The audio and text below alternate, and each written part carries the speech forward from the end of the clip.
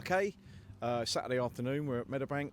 Mark, multiple promotions, serial winner, but it's the FA Cup. I know. Why has it not happened for Dorking Wanderers, mate? I know this would be the $1 million answer, but I'm going to ping that one out there straight away. I've tried every strategy. I've tried the whole it'll come soon. I've tried the we shouldn't bother entering. Yeah, it's a weird one, isn't it? Because in the early days of the club, when we first entered the FA Cup, we were good for a couple of rounds every single year. So when we came in at extra prelim, we'd win a few games. Had we continued with that ethos, then when we had them fourth qualifying round, we'd have made that hallowed sort of first round proper. But yeah, no excuses really. We've not been a cup side at all. I'd like to say no why. Not quite sure. I'm hoping the Wanderers got to saving it up for an absolute worldie of a run to Old Trafford or Anfield or something. Look, we minimal changes to the team. And just honestly, I don't have the answers in terms of why it's not been a good stomping ground. But it is a competition where at 5 o'clock that there are going to be loads of shocks every single year, especially these rounds, the step 3, 4 teams and 5. That's the beauty of the cup, and it's brilliant. I mean, we saw one last night straight away. Yeah, Folkestone, Maidstone. And it's a bit like what you see pre-season. You get teams playing 120%, and the money. Listen, the money really matters to us. Yeah. But also to some of these clubs, it's like they're looking at it thinking, "Blimey, lads, can we win? Because we need to pay the bills this month." So, I do think it's a leveler. But let's hope it's not level enough that we can't show our sort of superior league position, Yeah. How's it been then this week since the Tottenham game last week? Everyone come through that relatively unscathed, and then obviously you went to Barnet in the week. And how's it been really this week? It looks like there's perhaps a few more people back involved today, just around the ground that have got like kits on and stuff. Yeah. We'll see Dan Pybus make his seasonal bow today. I think it's important. Dan's probably good for 45 to 55 minutes, but he ain't ever going to get them if we don't give him an opportunity. Yeah. And he won't weaken us one bit. In fact, quite the opposite. If we can get Dan half a yard nearer the ball, he brings something in that role that we don't have elsewhere, where we can break the game up and play a good range of passing. We got it's good. Annesley's back, as we know. Jordan Norville-Williams in the squad today.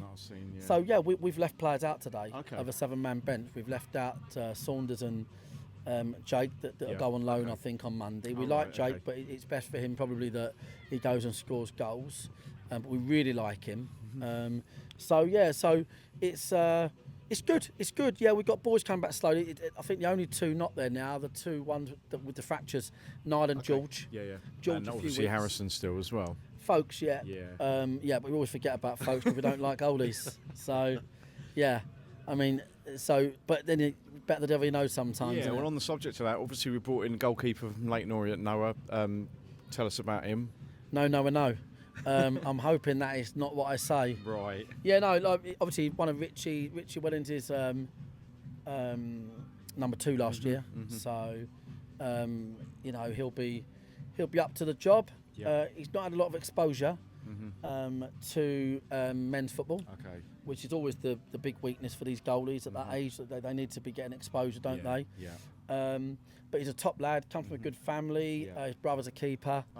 As well. Top lad, and I'm sure he'll do just fine. And hopefully the boys don't need him today, and he gets a sort of game under his belt before we then play those league fixtures that are going to be really important. The ones coming up. Yeah, and I guess the positive from the fact that you're talking about getting out some of those lads out on loan, like Seb's gone out, and Jake is obviously feeling more now that you've got people starting to come back, so that they're almost surplus to sort of being on the bench at the moment, and they're better off going and getting minutes elsewhere. Yeah, that's it. Yeah. They, they've done well. I think anyone who's watched us pre-season knows that these boys are closer than the kids we've had beforehand. And the way it would work would be just like any pro club, really. They'll do loans at the right tier. We'll observe them, and then we'll look to bring them back again, back end of the season, and then into next close season. And you want to get to a position where you're saying, well, we don't need to give this bloke a new contract because we've got this youngster that's had a good year, and that's what we're working towards, Excellent.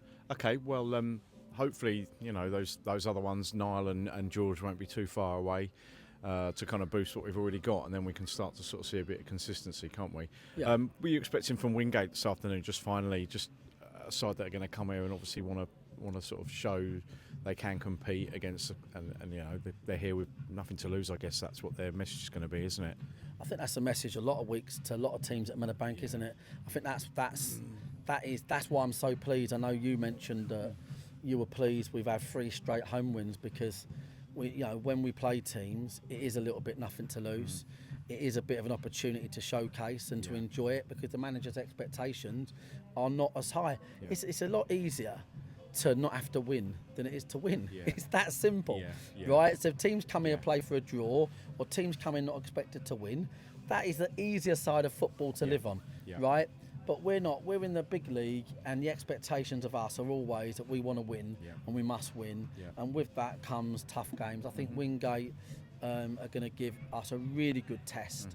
If we went out in a competition today, as much as on paper it looks like that should never happen, you wouldn't be surprised based on the nature of the competition. There's only one step between the two clubs, and what I would say, step 3 in the league they play in, it's robust, James, right? It's hardcore, mate. You know what I mean? Like, it really is. So we'll have to be good. We'll have to be good today. But I trust the boys will be. Excellent. Okay, well, good luck this afternoon, Mark. We'll speak to you after the game, and hopefully it's been a successful afternoon, and then we can start thinking about Monday. Yeah, Horsham. Maybe that's what's happening. Maybe Horsham, if we get through. Yeah. Thanks, Mark. Cheers. Cheers, mate.